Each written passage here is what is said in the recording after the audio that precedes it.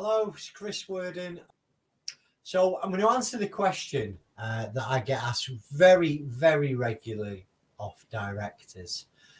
What's going to happen if I place my company into liquidation? What happens afterwards?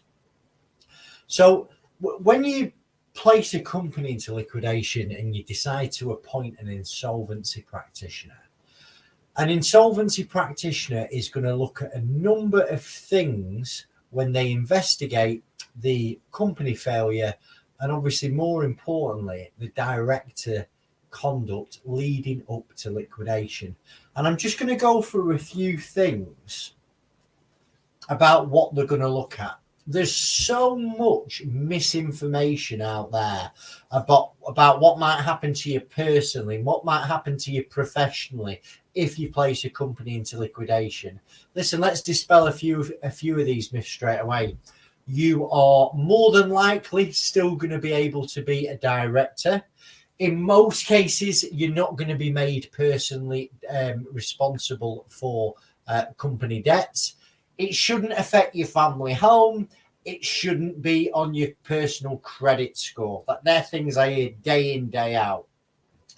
Now, the longer that you put off your decision to potentially place the business into liquidation, the more chance you've got of something happening to you personally and going wrong. Now, providing you've acted reasonably, you've took advice early, you've behaved properly as a director. Once you go into liquidation, the insolvency practitioner will look at what's happened. The job goes through the system, the company's closed, liquidated, then dissolved, and you get on with your life and you never, ever have to think about this again. But if you fail to act quickly, and if you fail to behave appropriately as a director, that's where you can have some issues such as disqualification, such as personal liability. And in certain circumstances, directors can be sent to prison because they've acted unlawfully. Now, whether you liquidate voluntarily with an insolvency of your practitioner of your choosing, or you wait to be compulsory liquidated and the official receiver winds your business up, you're going to be subject to the same type of checks. Now, let's have a look at what an IP is going to look at, insolvency practitioner for sure, or the official receiver.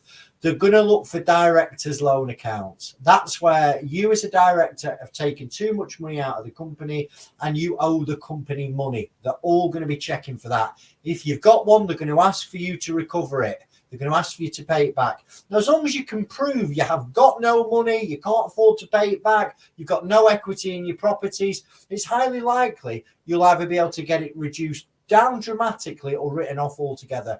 But if you've got savings, if you've got investments, if you own properties with equity in, you're very, very vulnerable because the insolvency practitioner can get something from you. So you need to find this out first. Have you got a director's loan? Do not wait to deal with it down the line. Big no. Find out as soon as you speak with an insolvency practitioner.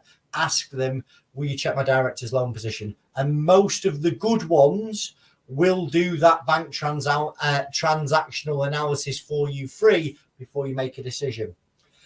Listen, if you've signed a personal guarantee, remember the banks or the institutions or the suppliers that you've signed that personal guarantee are going to serve notice for you when you go into liquidation. There's not a lot you can do before you go into liquidation, but you can take advice. We can help you. One of our extended team can talk to you about your specific situation, about your personal guarantee and ways to mitigate it and ways to plan a strategy for how you would deal with your personal guarantee if and when you go into liquidation. Remember that the banks and the institutions, the suppliers, they really just want the money back. And in most cases, they're going to be happy to restructure the personal guarantee or even in some cases take a settlement.